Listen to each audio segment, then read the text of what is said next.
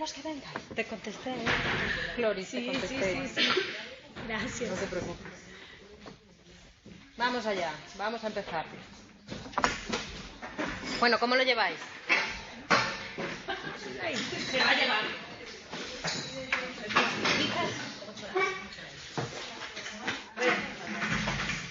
Vamos a hacer un resumen. Bueno, espero que Twitch me escuche bien. Si no, que nos avise, ¿vale? Vamos a hacer un resumen de lo que vimos la semana pasada, porque Twitch no se pudo conectar porque era satélite. Entonces vamos a darles ahí un pequeño resumen de lo que vimos. ¿Quién se acuerda de lo que vimos? A ver, ¿qué vimos la semana pasada? Os doy una pista. Empieza por... No me miréis el libro, empieza por C. Hoy vemos los cognitivismos, pero no fue lo que vimos la semana pasada. La semana pasada vimos los conductismos. Muy bien, ¿vale? Y vimos, voy a poner una pizarra en blanco. Madre mía. Sois de lo que no hay. Ay, ay. ¿No os acordáis de una semana para otra? Vamos, ni aunque... Ni aun hacerlo a propósito. Vamos allá. Bueno, no te preocupes que voy a coger una... Voy a poner una pizarra en blanco.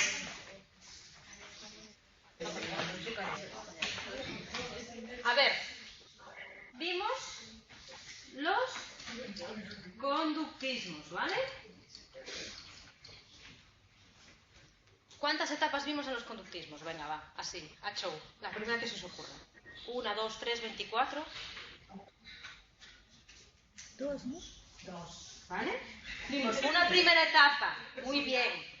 Una primera etapa que iba hasta aproximadamente 1920-1930, que se llamaba, ¿qué? ¿Conductismo qué? Conductismo clásico, muy bien. ¿Qué figura es la representante de ese conductismo clásico? Venga. Empieza por W. Y os doy otra pista, no es Wundt. Watson, muy bien. Este es el que inició lo que se llama, o lo que se llamó el movimiento conductista, ¿vale? El que definió cómo debería ser un psicólogo que se considerase conductista, ¿vale? En un artículo que publicó en el año 1913, que se llamaba, o le llaman de manera genérica, el Manifiesto Conductista, ¿vale? Venga, preguntas. ¿Los conductistas estudian la mente o estudian la conducta? Conducta. Entonces, ¿qué pretenden? Cambiar el foco de la psicología, no tanto para los contenidos mentales como para las conductas observables, ¿vale? Se propone que se haga, igual que el resto de las corrientes, de una manera estricta, sistemática, con un método objetivo, ¿vale? Solo que en vez de estudiar lo que hay dentro de mi cabeza, voy a ver lo que yo puedo observar. Bien, esto es la base de este señor de aquí, de Watson. ¿Qué pasó con Watson? Que se retiró por la mujer, no sé cuánto, se fue al campo a poner sus zanahorias y ahí se acabó el conductismo clásico. A partir de 1930, ¿vale? Vemos que el conductismo toma como dos vertientes. Una vertiente que se llama, de manera genérica, conductismo mediacional, ¿vale? Y una vertiente que se llama conductismo, ¿qué? Venga. Radical. ¿Os acordáis?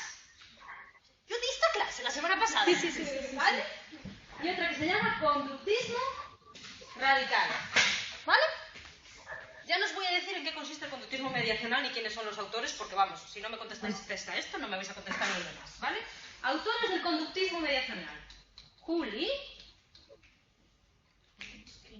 T-O-L-M-A-N. Muy bien. Juli Tolman. Son estos dos autores que se consideran dentro de esta corriente del conductismo mediacional y que, como su nombre indica, lo que me están diciendo es que entre los estímulos y las respuestas, que es lo que quería estudiar Watson, hay variables intermedias que estarían explicando la relación entre unas y otras. Uno dice que son propósitos y el otro dice que son instintos, ¿vale? Esta es la característica básica de este conductismo mediacional. Frente a este conductismo mediacional, que acordaros que lo que pretendía era completar la teoría que me había hecho Watson, no os interesaban tanto por los aspectos experimentales. Está un conductismo radical, cuya figura es Skinner. Skinner, ¿vale?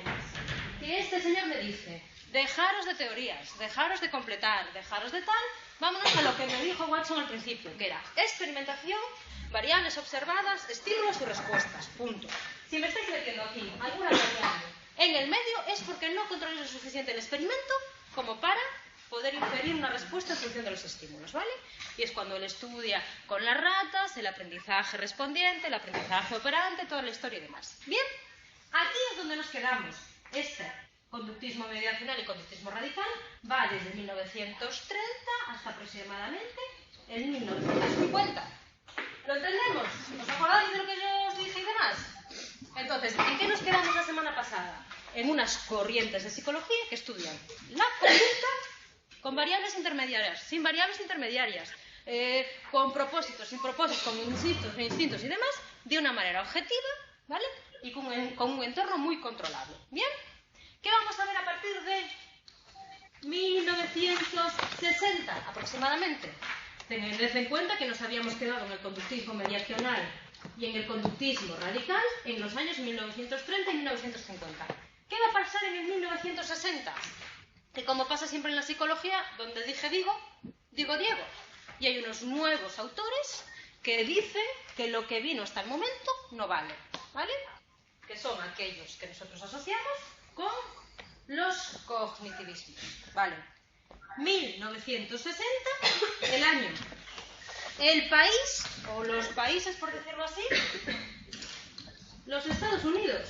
Ojo, al igual que lo que habíamos visto con Watson. ¿Qué pasará? ¿Qué creéis que será? ¿Será una continuación de la corriente anterior? ¿Creéis que será algo totalmente distinto o qué? Venga, darle un poco al coco. Distinto. Va a haber un cambio, ¿vale? Lo que se llama un cambio de paradigma, ¿vale? ¿Que fue una verdadera revolución, como quieren decir muchos? Bueno, ya veremos si realmente es así o si ya hubo corrientes intermedias entre el conductismo y el cognitivismo, ¿vale? Pero esta corriente no se va a parecer en nada a la anterior. ¿Por qué? Porque si el conductismo me dijo que yo tenía que estudiar la conducta, los cognitivistas vuelven a estudiar la mente o cómo funciona lo que está dentro de mi cabeza, qué funciones desarrolla, a qué se asemeja y demás. Y como veis aquí, hacen una comparación entre lo que es la mente de un ser humano y el funcionamiento de un ordenador, ¿vale? ¿En qué me van a hablar ahora entonces? Me van a hablar de input, output, bits, ¿vale? Van a utilizar un lenguaje tecnológico, ¿vale? Para explicar un proceso psicológico. ¿Lo entendemos? ¿Por qué? ¿Por qué utilizan un lenguaje tecnológico para explicar un proceso psicológico? Porque a partir de 1960 y en los Estados Unidos se produce una revolución tecnológica. Tened en cuenta que a partir de la Segunda Guerra Mundial se empiezan a utilizar radares, se empiezan a utilizar sonars, empieza a haber la construcción de los primeros ordenadores. ¿Todo eso qué hace? Que de repente haya lenguaje que no se venía utilizando hasta ahora, que se empieza a utilizar. Se hablan de componentes, se habla de hardware, se habla de software. Pues ese mismo lenguaje que se está utilizando para la tecnología, ¿vale? Se empieza a aplicar a la psicología, ¿vale? Se cambia de paradigma. Paso de estudiar la conducta a estudiar la mente, pero desde una nueva perspectiva, desde la perspectiva que se llama del procesamiento de la información. ¿Y qué voy a utilizar? Voy a utilizar el mismo lenguaje para descubrir cómo funciona un ordenador a cómo funciona la mente humana. ¿Lo entendemos? ¿Nos situamos más o menos? ¿Sí? Vale. Esto, gracias a qué sucede, no solo a los avances que se dan tras la Segunda Guerra Mundial y demás. ¿Sucede por qué? Porque se empieza a hablar de máquinas, ¿vale? De cómo funcionan esas máquinas, de cómo funciona o cómo esas máquinas transforman la información que yo les doy y sacan un output. Se empieza a preguntarse la gente si las máquinas son inteligentes o no, o si las máquinas piensan como los humanos. Hay una corriente la psicología experimental británica, que también supone un avance, ¿vale? Y hay un cambio que se produce a partir del año 1930, que habíamos visto, ¿vale? Con el conductismo mediacional. Todo esto, como antecedentes, provoca que a partir de los 1960 empiece a surgir el cognitivismo o la psicología cognitiva, ¿vale? ¿Qué tenemos en las universidades? Tenemos que se empiezan a hablar de bits. Estos dos señores de aquí, ¿vale?, nos empiezan a decir que según el paradigma de procesamiento de la información, nosotros manejamos bits. ¿Qué son los bits? Los bits son las unidades de información mínima que se precisa para elegir entre dos alternativas equiprobables. Este bit que utilizan los ordenadores, el lenguaje binario este de los unos y ceros, para saber cómo tienen que funcionar, estos señores me dicen que lo utilizan también los humanos para tomar sus decisiones. ¿Vale? Ojo, este señor de aquí, Miller, me dice que nosotros como seres humanos, al igual que lo pasaba con los ordenadores, agrupamos esta información en unidades cada vez más grandes, que ya no les llamo bits, sino que le llamo el chunk. ¿Vale? Esta misma aplicación que yo tengo, ¿vale?, en los ordenadores, en el funcionamiento de los ordenadores, estos señores me dicen que pasa lo mismo con los humanos, ¿vale? Y me empiezan a hablar de que si yo proceso bits, de que si yo proceso chunks, si el ser humano hace una cosa o si el ser humano hace la otra, ¿vale? Ojo, empiezan a pensar que el funcionamiento del ser humano y el funcionamiento de mi sistema nervioso central es el parecido al de un instrumento de retroalimentación, como el que pueden ser, por ejemplo, el que utilizan las calefacciones, y que nosotros respondemos de manera mecánica a los cambios que hay en nuestro entorno, ¿vale? ¿Qué pasa cuando yo programo el termostato de mi calefacción? Que yo le marco una temperatura ideal, por ejemplo, 20 grados, y oscilaciones tanto por mayor como por defecto, hay un sensor que las detecta, ¿vale?, y pone en marcha un mecanismo de manera automática. Cuando me paso de los 20 grados se apaga la caldera, cuando bajo de los 20 grados se enciende la caldera. Bueno, muy bien, pues ya se empieza a hablar que nuestro sistema nervioso funciona de esa manera, que tiene un dispositivo basado en la retroalimentación, ¿vale?, y que está regulado por un intercambio de información con el entorno y se activa o desactiva en función de las consecuencias de esa activación. ¿Qué me están diciendo aquí? Que mi respuesta ante el medio ambiente es más o menos automática o mecánica, que simplemente detecto oscilaciones desde un punto que yo considero ideal y mi sistema nervioso se pone en marcha en función de los cambios que se produzcan. ¿Lo entendemos? ¿Qué antecedentes hay? Empieza a preguntarse si las máquinas son inteligentes o no, si hay una inteligencia artificial. Todo esto gracias a este señor de aquí, que es Turing. ¿Sabéis quién es Turing?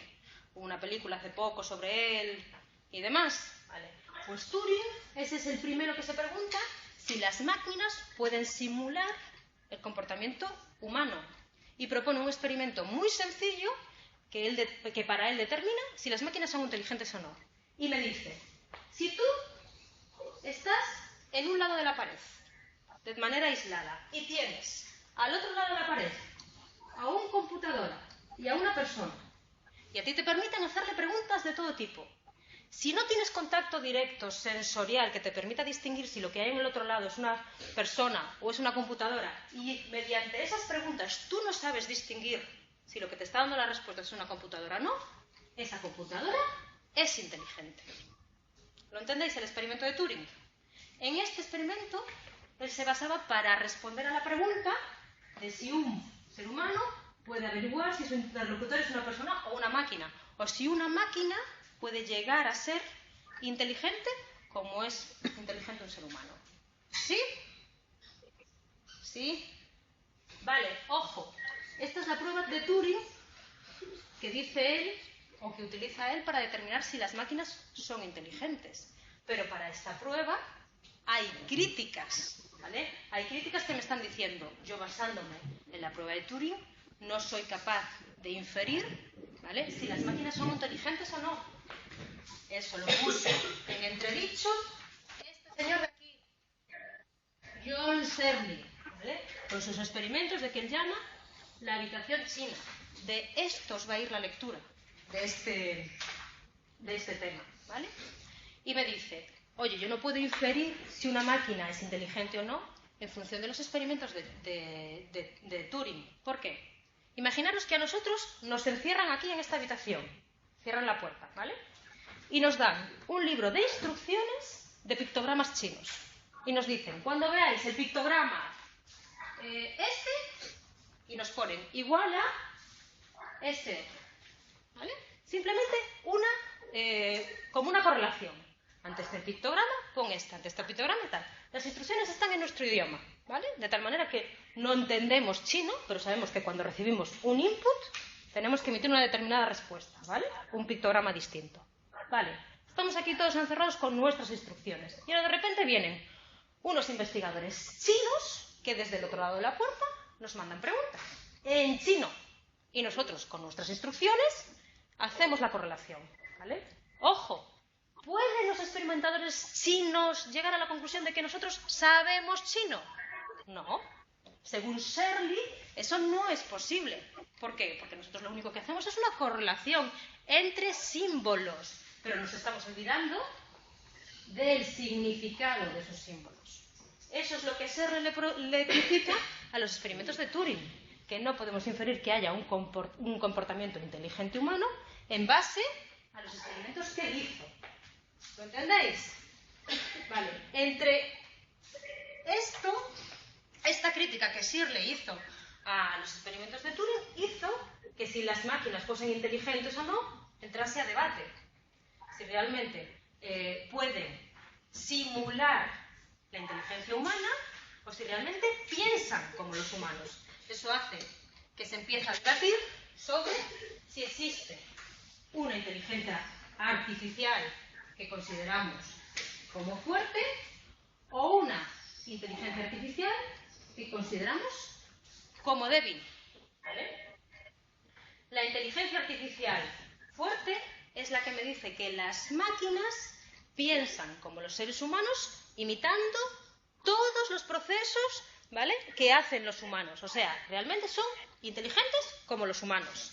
Y la inteligencia artificial de tipo débil, que es la propia de la psicología cognitiva, me está diciendo que las máquinas solo simulan la inteligencia humana.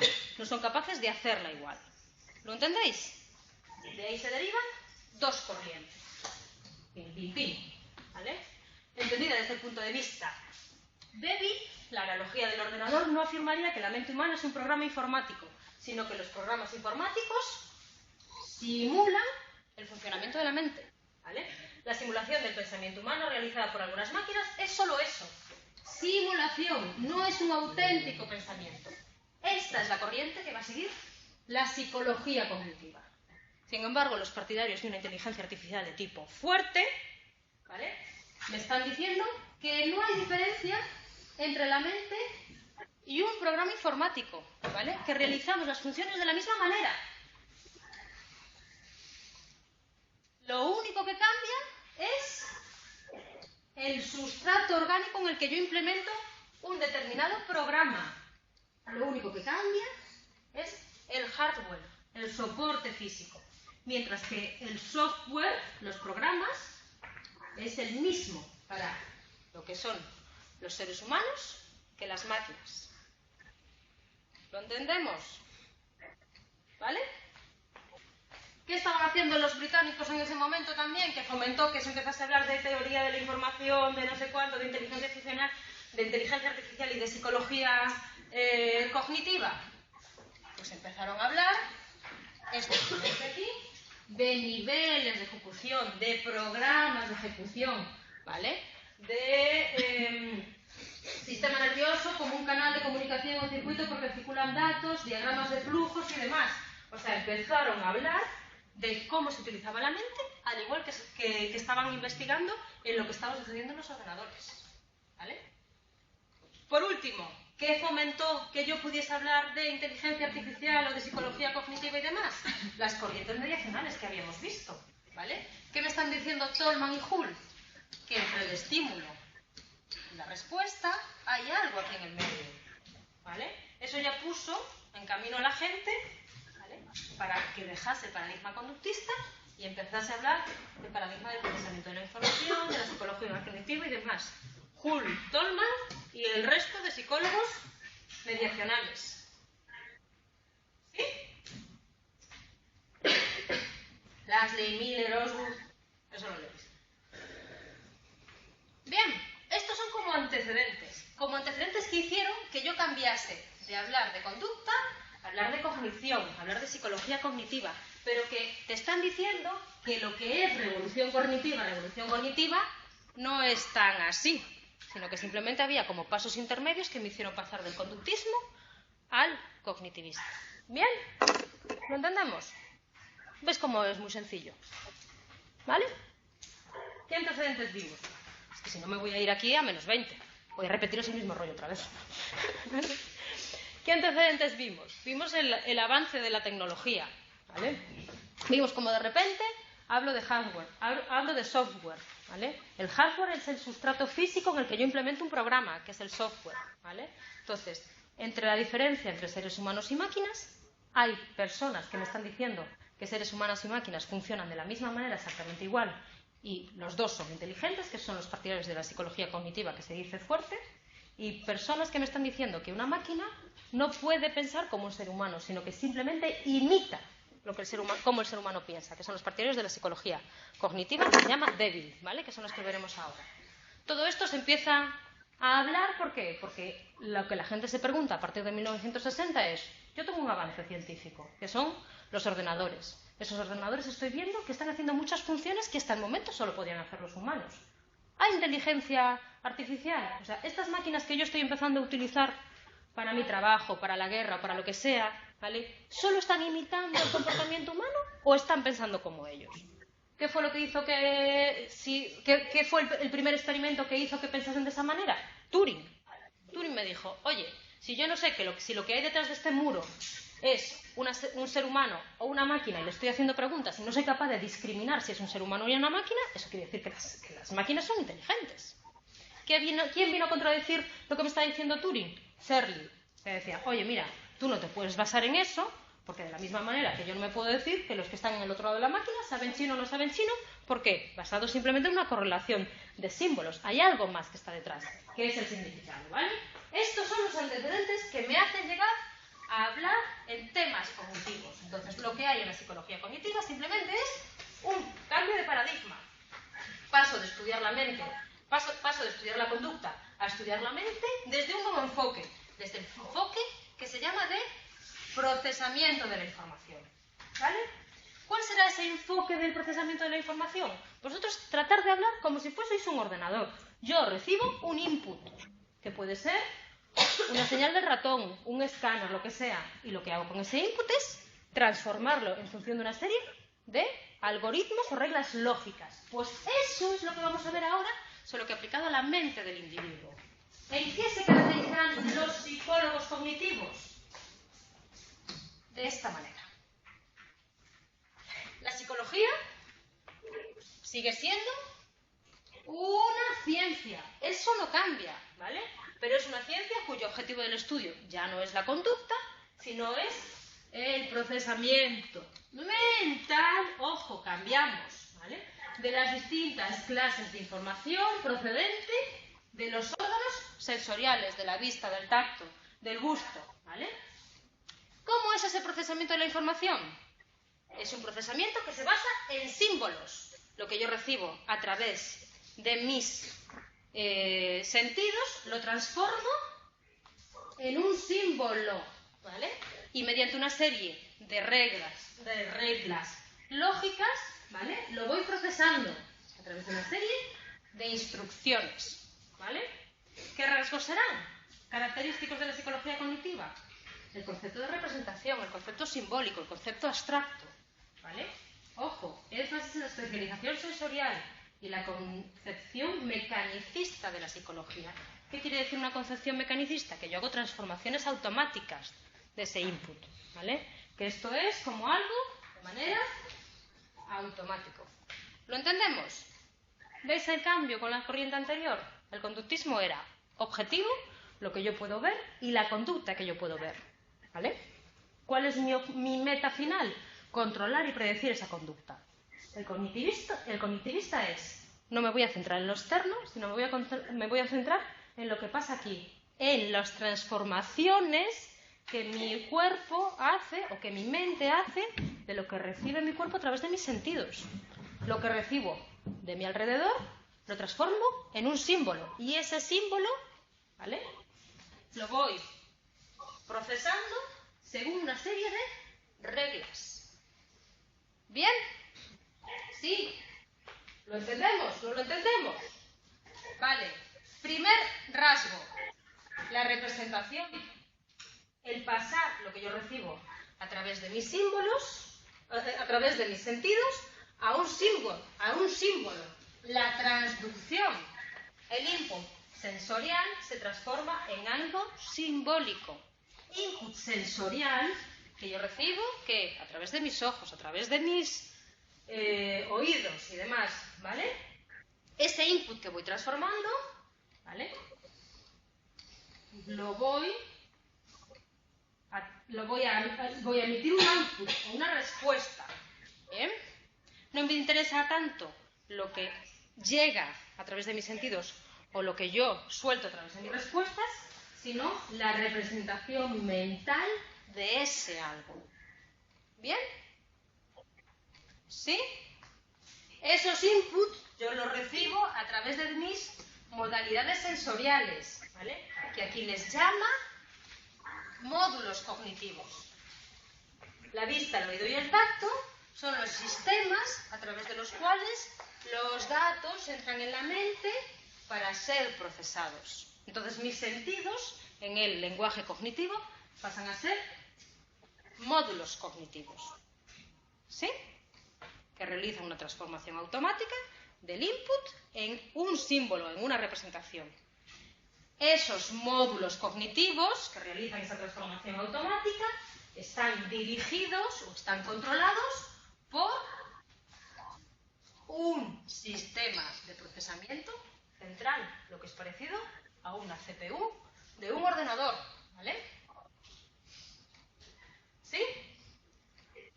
Imaginaos el funcionamiento de un ordenador. Yo tengo ahí conectado en ese ordenador un escáner y tengo a lo mejor conectado también pues una impresora y tengo conectado otra vez aquí, mira, todo esto es lo que vemos aquí alrededor, ¿vale? Una pantalla.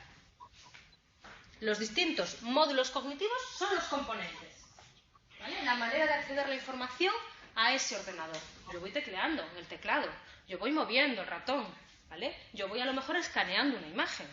Esas son mis modalidades sensoriales. Eso es lo que vi antes, ¿vale? Los módulos cognitivos. ¿Qué es lo que hacen esos componentes? Transformar lo que el ordenador recibe a través de sus periféricos en un símbolo, en una representación. En el ordenador se llaman lenguajes binarios, unos y ceros. ¿Bien? Vale, yo toda esa información se la estoy pasando a una CPU, que es la que me controla todos mis módulos cognitivos, todos mis sistemas sensoriales. Esa doble escala de módulos cognitivos y de CPU hace que haya funciones básicas superiores, ¿vale?, que obedecen a las leyes mecánicas y algo superior, ¿vale?, que dirige a los demás. Un sistema de procesamiento central. ¿Lo entendemos? ¿Sí? ¿Dudas? ¿Sigo? Me deis hasta miedo, ¿vale? Por último, ojo, eso de que yo haga las cosas de manera automática implica un cierto mecanicismo, una cierta automatización, ¿vale? Esto se llama mecanicismo, le llaman abstracto, ¿vale? Ya que no se basa en realidades físicas, sino que se basa en símbolos, ¿vale? Hace una transformación automática de símbolos o de representaciones mentales. ¿Bien? ¿Sí? Bueno, pues seguimos. ¿Qué pasará después de esta primera corriente de psicología cognitiva o de lo que consideramos básico en psicología cognitiva, que es lo que vimos hasta el momento? La utilización del símbolo, ¿vale? La representación mental de ese símbolo, eso es lo que define la psicología cognitiva. ¿Cómo accedo, cómo llego yo a ese símbolo? A través de los módulos mentales que es la manera en la que quiero la información de alrededor de entrar en mi mente, ¿vale? Eso hace que haya un procesamiento o una parte más automática y por parte de la CPU un procesamiento superior. ¿Qué va a pasar después de esto? Que del cognitivismo voy a pasar al conexionismo. ¿Qué es lo que he visto hasta el momento? Que yo meto un input y ese input se transforma y esa transformación va a ir a tal. ¿Sabes? Estoy viendo como que hay una especie de procesamiento secuencial de la información. ¿Lo veis? ¿Qué me va a decir el conexionismo? Ese procesamiento de la información no es tan secuencial, sino que es en forma de patrones de activación. El conexionismo va a poner en marcha o va a poner en relación lo que yo estoy estudiando en los ordenadores con lo que es la anatomía de mi sistema nervioso, ¿vale? ¿Qué es lo que yo estoy estudiando en mi sistema nervioso? ¿O qué es lo que estaba estudiando hasta el momento? Como una neurona, ¿vale?, le da una señal a las que rodean. Pues el conexionismo me dice, oye, mira, me parece muy bien todo lo que me ha dicho hasta ahora la psicología cognitiva, eso de transformar los inputs, eso de las representaciones y demás, pero eso no casa con lo que yo estoy descubriendo en la anatomía, que es que una neurona se conecta con las que tiene alrededor. Entonces voy a hacer como un híbrido. Voy a recoger lo que me está diciendo la psicología cognitiva de la transformación de los inputs, del símbolo, de la aplicación de las leyes lógicas, pero a la anatomía de mi sistema nervioso. ¿Cómo funciona mi anatomía del sistema nervioso? Como patrones de activación distribuidas por una red de unidades de procesamiento de información interconectadas. O sea, por patrones de activación neuronal.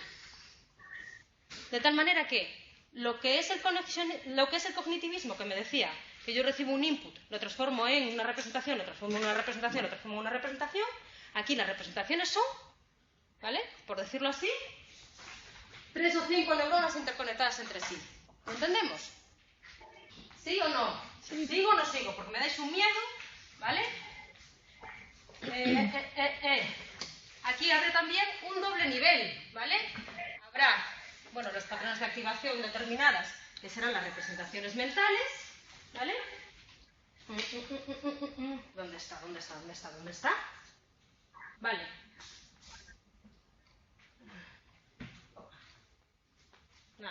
Nada, no lo puse. No pasa nada, vale, da igual, ¿vale? Y será esos patrones, ¿vale?, la manera que tendrá el cerebro de funcionar con esas representaciones. ¿Sí? Por último, desarrollo posterior de la psicología cognitiva, la psicología evolucionista, que me está diciendo que nuestra arquitectura psicológica es una propiedad de nuestro sistema nervioso, y cuál es el resultado de nuestro genotipo, que eso es el resultado de millones de años de evolución biológica, ¿vale? Y que me vuelve a hablar de nuestra querida selección natural. ¿Sí? Pues con esto nos hemos quitado el cognitivismo. Con esto, ¿vale?, se acabó nuestro tema 12.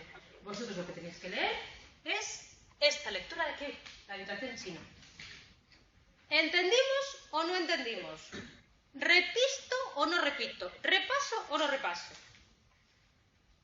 A ver, ¿quién me sabe decir lo que vimos hoy? Y esta vez no espero a la semana que viene. Venga. Venga. Vamos, hombre, que me quedan 20 minutos y a mí me pagan por estar aquí. A ver, venga. Los cognitivismos, muy bien. Vale. A ver, para empezar, ¿dónde nos estamos moviendo? Nos estamos moviendo en una corriente europea o una corriente americana. Americana. Una corriente americana, ¿vale? Entonces, si es una corriente típicamente americana, quiere decir que la corriente americana anterior se entiende terminada, ¿vale? Que es el conductismo. Bien, perfecto. ¿De qué años más o menos nos estamos moviendo? 1900. 60. Vale, 50, 60 y demás. ¿Qué pasa en América en 1950 y 1960? Que hay una revolución, ¿vale?, de la informática, de los ordenadores, del procesamiento de la información, de la tecnología, ¿vale? ¿Yo qué voy a hacer como psicólogo? Coger lo que les estaba funcionando a otras disciplinas y aplicarlo a mi objeto de estudio, ¿vale? ¿Cuál va a ser mi objeto de estudio? ¿La conducta o la mente? La mente. La mente y lo que esa mente puede realizar. Y voy a seguir la analogía del funcionamiento de la mente con el funcionamiento de un ordenador, ¿vale? ¿Qué pasa en un ordenador? El ordenador transforma la información que recibe, ¿vale?, en forma de bits. Unidad mínima para escoger entre dos opciones, ¿vale? ¿Qué es lo que estoy viendo yo en otras disciplinas? Que transforman la información según una serie de leyes lógicas y emiten una respuesta. O eso es lo que me está haciendo a mí el ordenador. Pues ¿qué voy a hacer yo? Decir que la mente humana funciona de la misma manera que están funcionando los ordenadores, que los radares que están inventando, que los sonars y que demás. Si mente humana y ordenadores pueden funcionar de la misma manera, eso quiere decir que los ordenadores son inteligentes como somos los humanos. Eso es lo que se pregunta. ¿Quién? Turing, ¿vale? Y hace un experimento muy básico y muy sencillo para determinar si las máquinas son inteligentes. ¿Bien? De repente llega otro tío que le dice a Turing, por aquí que te vi, ¿vale? Las máquinas no son inteligentes según tu experimento, ¿vale? ¿Por qué? Porque no podemos determinar si una máquina es inteligente o no en función de eso. ¿Quién es? Sergi, que es el que hace el experimento de la habitación china. Pero la pregunta ya está en el aire. O sea, ya está la pregunta en el aire de si las máquinas piensan, si imitan el comportamiento de los humanos, si lo simulan y demás, o si realmente son inteligentes, ¿vale? Eso es lo que hace que me discrimine como dos corrientes. Una psicología cognitiva que yo entiendo fuerte y una psicología cognitiva que yo entiendo como débil. La psicología cognitiva fuerte me está diciendo que máquinas y humanos piensan de la misma manera y que la única diferencia que hay es el hardware o el soporte físico, ¿vale? En las máquinas, en los ordenadores, son los silicios, los componentes, no sé qué sustancia química es, ¿vale? Pero en los seres humanos, ese soporte físico son las neuronas. Pero el software o los programas es el mismo, solo que implementado en un soporte físico distinto. Esa es la psicología cognitiva fuerte, ¿vale? ¿Cuál será la corriente de la psicología cognitiva débil? La nuestra, aquella que me dice que las máquinas solo pueden simular, ¿vale?, el comportamiento humano o la inteligencia humana. ¿Bien? Vale. Esos son los antecedentes que me hicieron llegar a lo que es definir la psicología cognitiva. Ayudó la revolución de las máquinas y ayudó que haya ciertas conductas, o sea, ciertos corrientes conductistas, que es el conductismo mediacional, que ya estaban empezando a decir que entre estímulos y respuestas había algo en el medio, que era el organismo, ¿vale?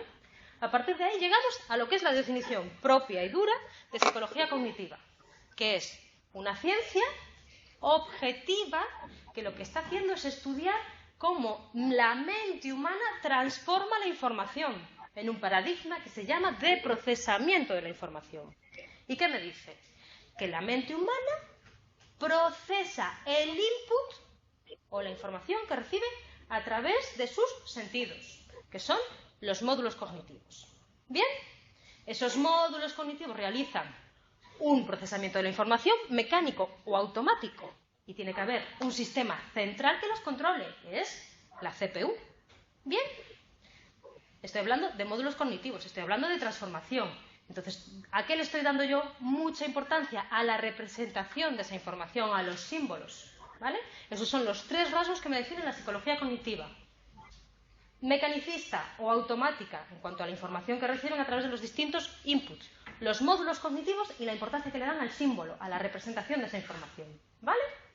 Bien, corriente de psicología cognitiva. Perfecto. ¿Qué será posterior a ella y muy relacionada?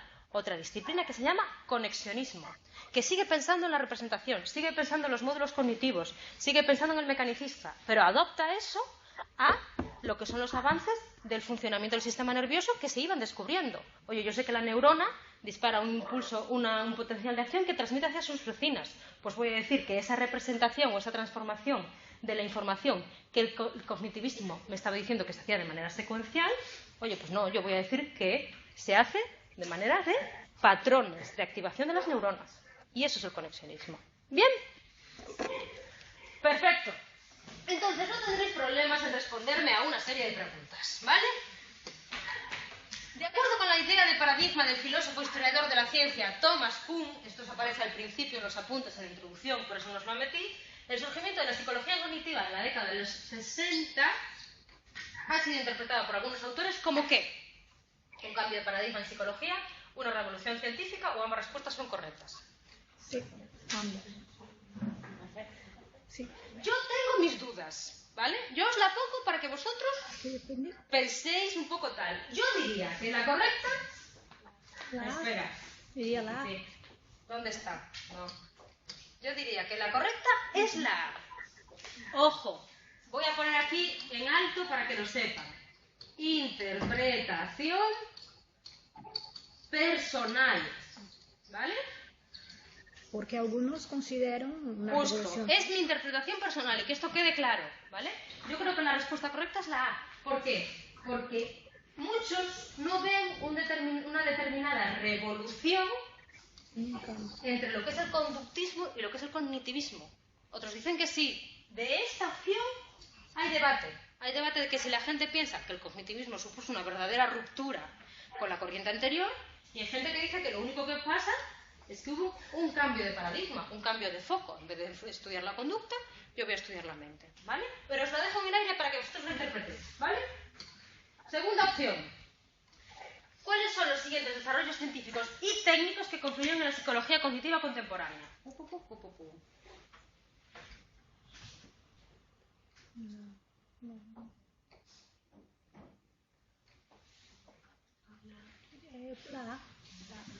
La A, ¿por qué? No hace bueno, os tenéis que leer todas las opciones. Sí. ¿Vale? El conductismo watsoniano no supuso, ¿vale?, un desarrollo que ayudase a la psicología contemporánea. ¿Por qué? Porque Watson solo hablaba de estímulos y respuestas. El conductismo mediacional sí que supuso un caldo de cultivo para que se fijsen los cognitivistas, ¿vale? ¿Por qué? Porque les daba la opción a un organismo, a una variable interviniente en el medio, ¿vale? Venga, que ya estáis ahí a tope en racha. Entendida como un sentido débil, la analogía o metáfora del ordenador supone que la mente humana, aunque no es exactamente un programa informático, puede ser simulada por un programa de ordenador, de modo que la programación informática es un buen recurso para papapá. B. Es un mero sistema de cómputo como el solucionador de problemas de Simon y Newell, solo que implementado en un soporte orgánico. C. No es sustancialmente diferente de un programa informático, puesto que no es más que un sistema de cómputo. Rapaces, ¿lo entendéis por qué? ¿Sí? Vale, está hablando aquí la mente humana. ¿Vale? Venga, desde un punto de vista metodológico, la psicología cognitiva se abrió paso de la mano ¿de qué?